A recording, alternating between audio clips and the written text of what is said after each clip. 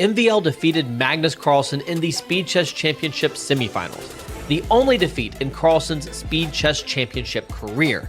After his match against Caruana, Carlsen looked ahead to playing MVL and said he was eager to exact a part of his revenge today. Carlsen got to work in Game 1, claiming a clean knight in-game win, but in Game 2, MVL applied big pressure with a queen against a rook and minor piece. Oh gosh, where's that king going? Bishop a7 check, a huge threat. Oh my gosh, it is a huge threat. And king h3 gets checkmated, bishop a7 anyway. Rook e3, right, see a draw. Yeah, it is a draw. King f3 and king g2 back, rook e3, rook e2. Don't go crazy if you're Maxime. Take the draw, and same goes for Magnus. What a game. In Game 3, MVL went to work trying to convert an extra pawn.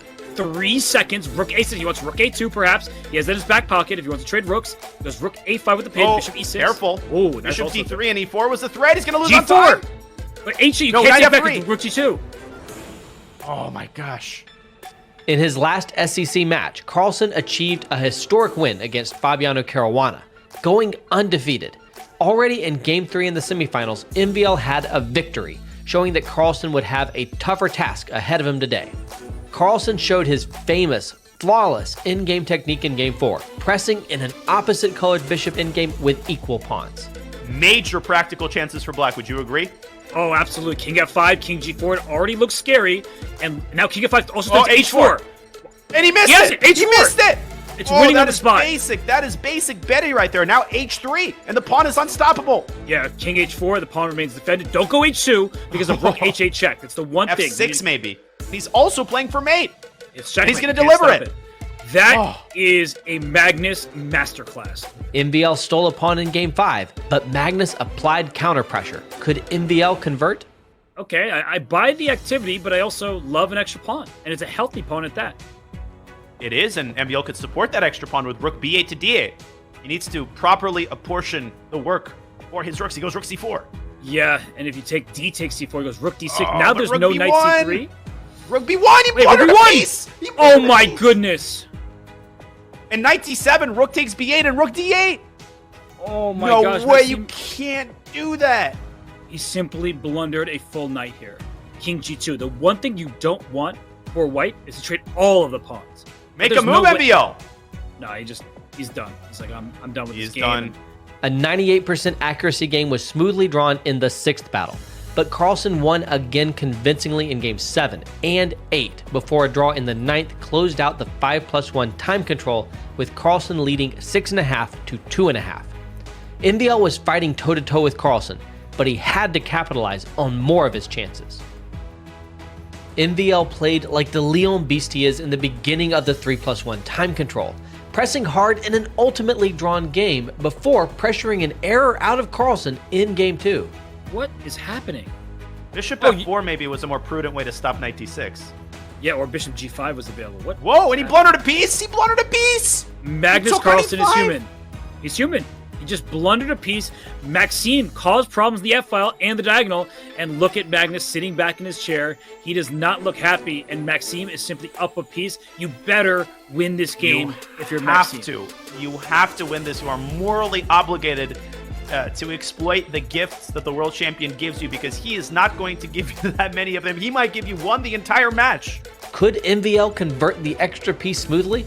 And white is just attacking, and not only is the bishop not helpful, Robert, it's also harmful. It's creating problems with the back rank. Magnus picks up another pawn, and he's going to restrain black's passer with knight e4. He might not even be that much worse here.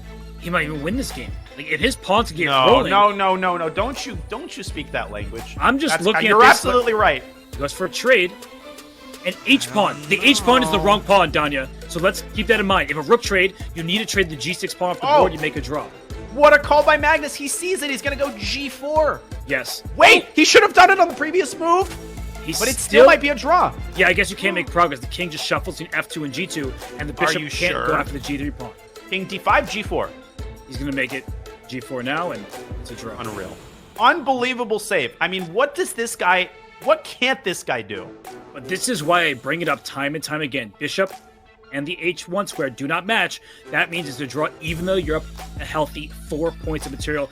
Wow, what a hold from Magnus Carlsen. He blunders a full piece, Danya. How do you beat this guy?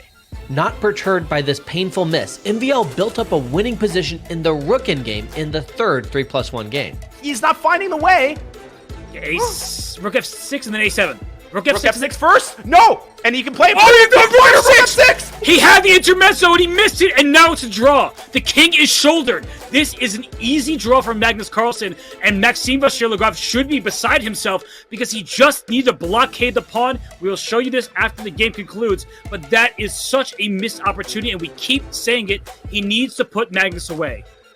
And he is in disbelief, disgusted with the biggest miss of the match. Can you believe he choked that?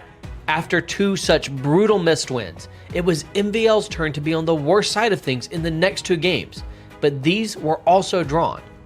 With opposite colored bishops in a sterile endgame, the sixth 3+1 game also appeared to be heading for a draw. He's not going to be down a pawn, he grabs it, but MVL needs to play cautiously for a couple moves here to secure the draw. And I think he's doing just that. Yeah, he defends the pawn on b5. Preemptively, does rook f5 with bishop e1 to follow? Ooh. I don't like h5. I thought MVL should have put his rook on c5. What's he doing? Rook f5. Oh, he gives away the pawn for nothing.